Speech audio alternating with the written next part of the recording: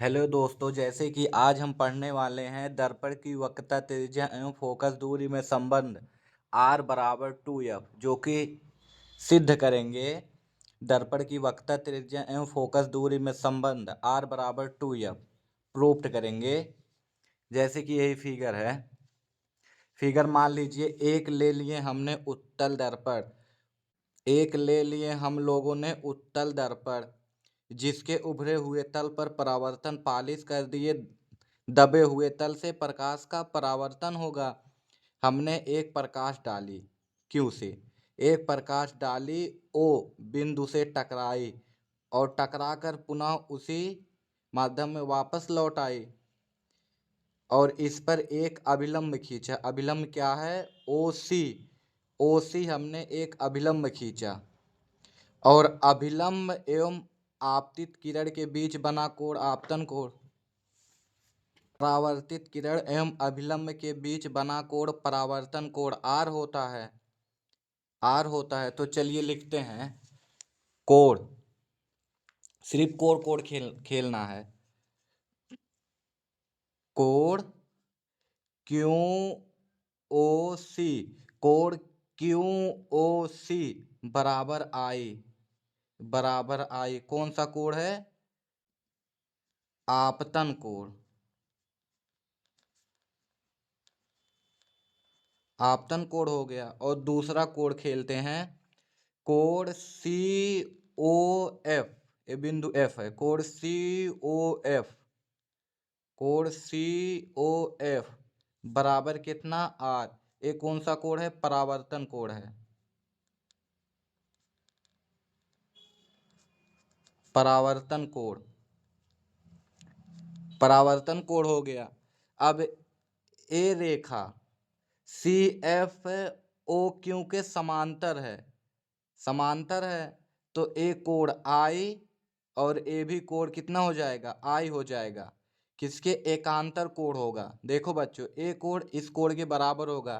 किससे? एकांतर कोण हो जाएगा। तो लिखते हैं कोण ए वाला QOC, कोण QOC बराबर हो जाएगा कोण OCF के, कोण OCF के। ए बराबर हो जाएगा किसके? बराबर हो जाएगा I के। और ब्रैकेट में लिख देना किसके लिए बराबर हुआ है? एकांतर कोण।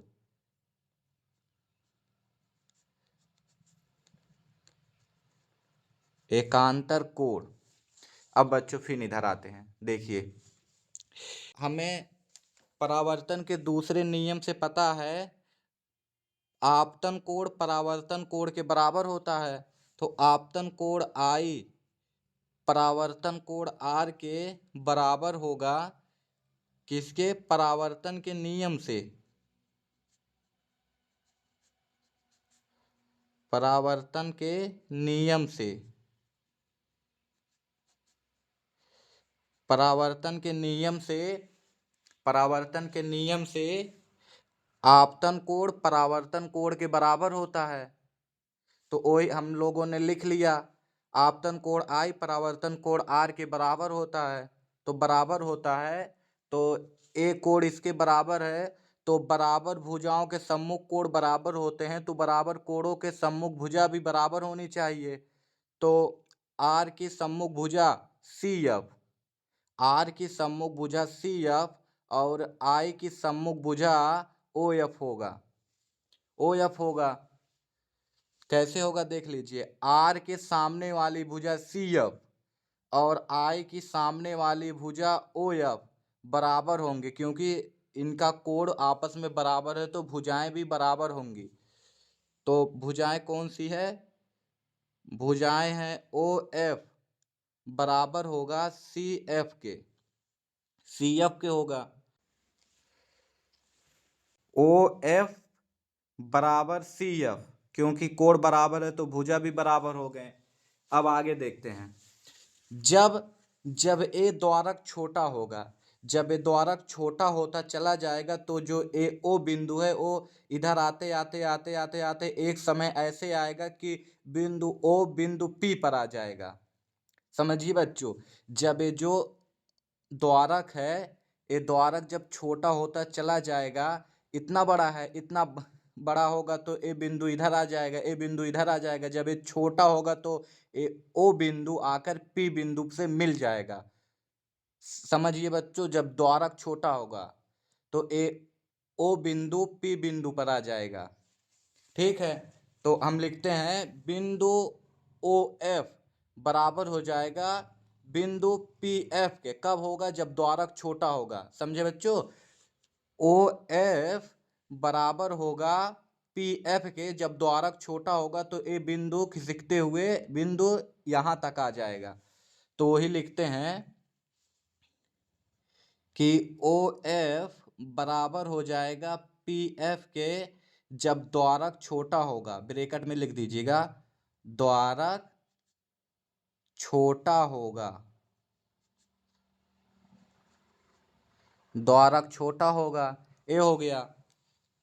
तो अब इस समीकरण एक मान लीजिए, तो ओ एफ बराबर सी एफ, ओ एफ बराबर पी एफ, तो ओ एफ दोनों आपस में बराबर है, तो ए भी बराबर हो जाएगा। सी एफ बराबर पी एफ क्या हो जाएगा? सी एफ बराबर पी एफ।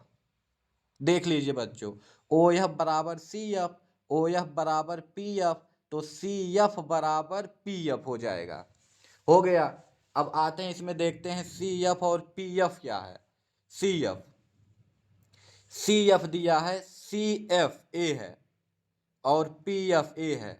जो इसके बीच पी एफ हमें पता है क्या है, एफ है, और सी एफ हमको मालूम नहीं है। हमको मालूम क्या है? पी सी मालूम है। पी सी मालूम है कितना है? आर है। और पी एफ मालूम है, एफ है। लेकिन हमको एफ सी मालूम नहीं है कितना है। तो हमें ये ज्ञात करने के लिए हम क्या करें? पी सी में से पी एफ घटा दे तो सी एफ के बीच की दूरी आ जाएगी कि नहीं?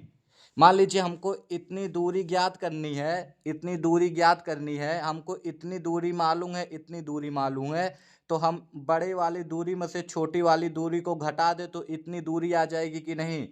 आ जाएगी ना। तो यही देखिए यहाँ पे लिखते हैं कि सी एफ बराबर हो जाएगा, सी एफ बराबर क्या हो जाएगा? सी एफ बराबर क्या हो जाएगा? सी एफ बराबर हो जाएगा P C minus P F. ये पूरे में से, पूरी दूरी में से इतनी दूरी घटा दे तो इसके बीच की दूरी आ जाएगी, क्योंकि इसके बीच की दूरी नहीं पता है, पूरी दूरी पता है और इतनी दूरी पता है। तो चलिए लिखते हैं सी एफ, सी एफ इतनी बीच की दूरी, इतनी बीच की दूरी कहाँ से आएगा? A P C minus P F से। क्या आ जाएगा? P C minus P F, P C minus P F. और सी एफ, सी एफ बराबर, सी एफ बराबर, सी एफ बराबर या यहाँ P C minus P F, P F A आ गया। तो हमें पता है पी सी, पी सी पता है हमें, पी सी दूरी कितना है? आर है। पी सी बराबर आर, आर अवतल दर्पण की वक्रता त्रिज्या, अवतल दर्पण की वक्रता त्रिज्या एवं फोकस दूरी दोनों क्या होती है? ऋणात्मक होती है। तो ए आर, आर क्या होगा? माइनस में आर होगा, माइनस में आर, और ए माइनस, माइनस में आर होगा। और इसकी फोकस दूरी P F, P F, P F की फोकस दूरी कितना है? एफ है। और अवतल दर्पण की फोकस दूरी क्या होती है? माइनस में होती है, माइनस में एफ, एफ ए हो गया। सी एफ की दूरी आ गई। अब इधर आइए नीचे बच्चों, हमें दिया सी एफ, सी एफ के बीच की दूरी कितना निकाला हम लोगों ने?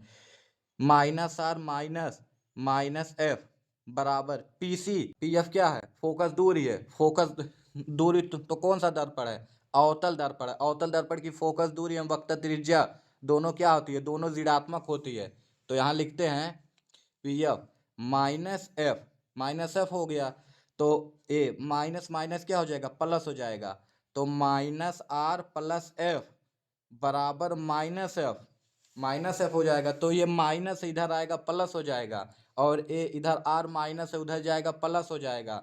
तो कर दीजिए बच्चों, या प्लस एफ, ये माइनस इधर आएगा, प्लस एफ, ए माइनस उधर जाएगा, बराबर आर, तो आर बराबर हो गया 2f, जो कि यही सिद्ध करना था कि वक्रता त्रिज्या फोकस दूरी का दोगुना होता है। आर बराबर 2f, प्रूव्ड, प्रूव्ड हुआ बच्चों। आर बराबर 2f, बस इतना ही प्रूव करना था। एक बार फिर से समझा देते हैं। एक किरण, एक किरण Q से आई, O बिंदु से टकराई और पुनः वापस चली गई। तो O से C को मिलाते हुए एक अभिलंब खींचा, तो आपतित किरण एवं अभिलंब के बीच बना कोण आपतन कोण, परावर्तित किरण एवं अभिलंब के बीच बना कोण परावर्तन कोण आई।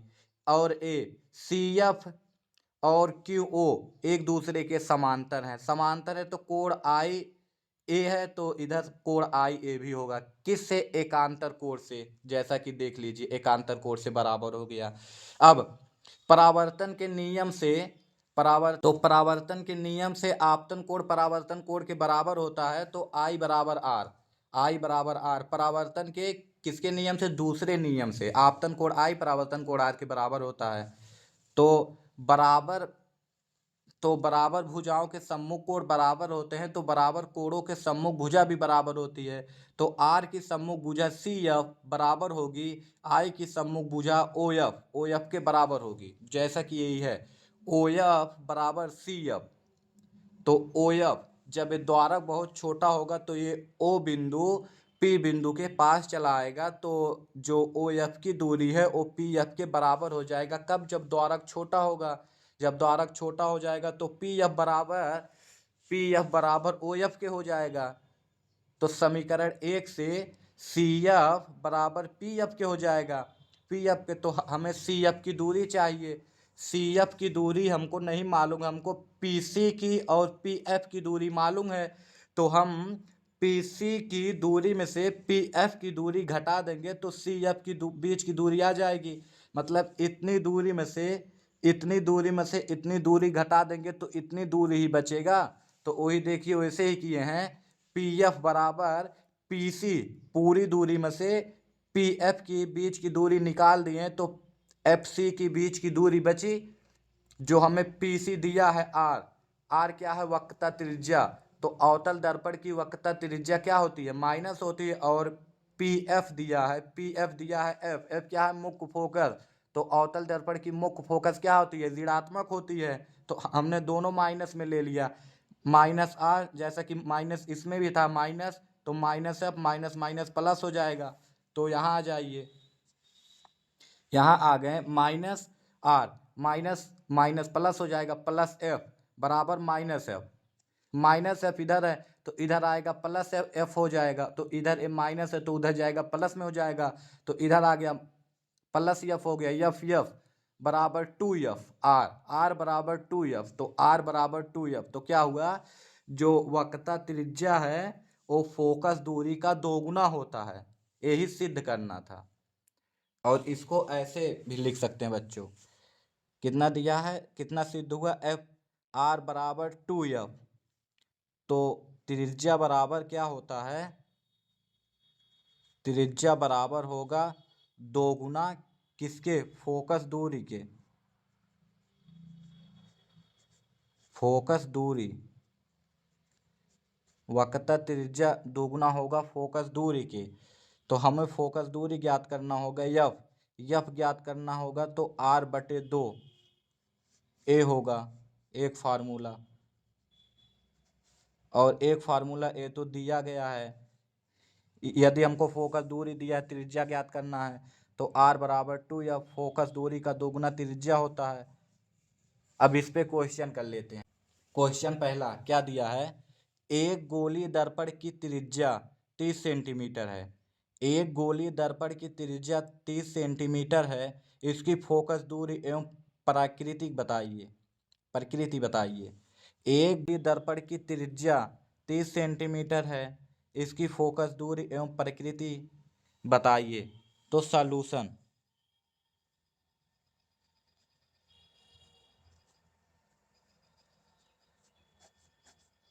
सलूशन बच्चों लिखिए, त्रिज्या बराबर आर हमको दिया है 30 सेंटीमीटर।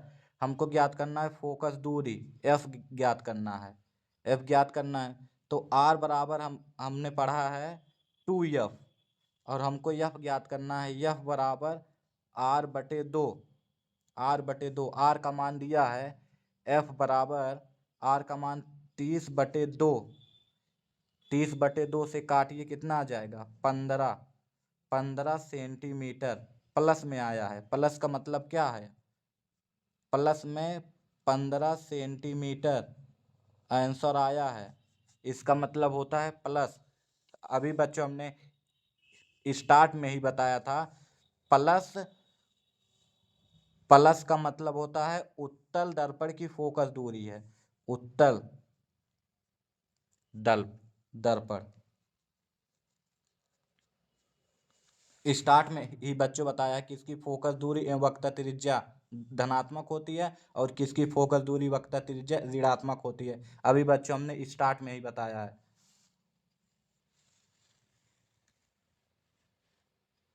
और क्वेश्चन, अगला क्वेश्चन देखिए, एक गोलीय दर्पण की फोकस दूरी -12.5 सेंटीमीटर है, इसकी वक्रता त्रिज्या एवं प्रकृति बताइए। एक गोलीय दर्पण की फोकस दूरी -12.5 सेंटीमीटर है, इसकी वक्रता त्रिज्या एवं प्रकृति बताइए। तो फोकस दूरी, सलूशन देखिए,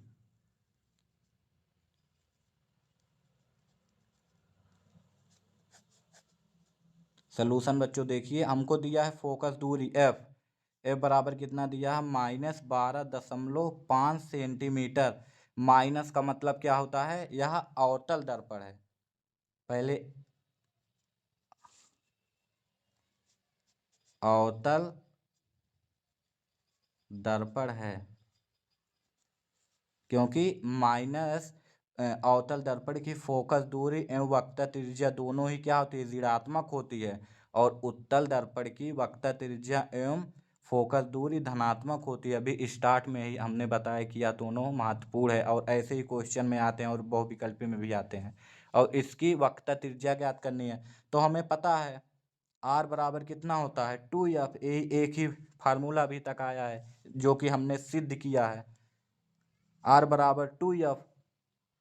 तो हमको आर ज्ञात करना है, आर एफ का मान दिया है कितना -12.5, तो 2 गुणे -12.5, तो ए आ जाएगा 5 दूनी 10, 10 का 0, 1 दशमलव हासिल 1 बचा, 2 दूनी 4, 4 1 हासिल 5, 2 1 अन्य 2, तो आर बराबर हो गया 25 सेंटीमीटर। वो भी किसमें, कौन सा दर्पण है, अवतल दर्पण, तो क्या लगेगा माइनस, आंसर क्या आ गया बच्चों, माइनस लगेगा, क्योंकि क्या है अवतल दर्पण है, तो माइनस लगेगा, -25 सेंटीमीटर। बस बच्चों धन्यवाद। अगर वीडियो अच्छी लगे तो लाइक करना और शेयर करना।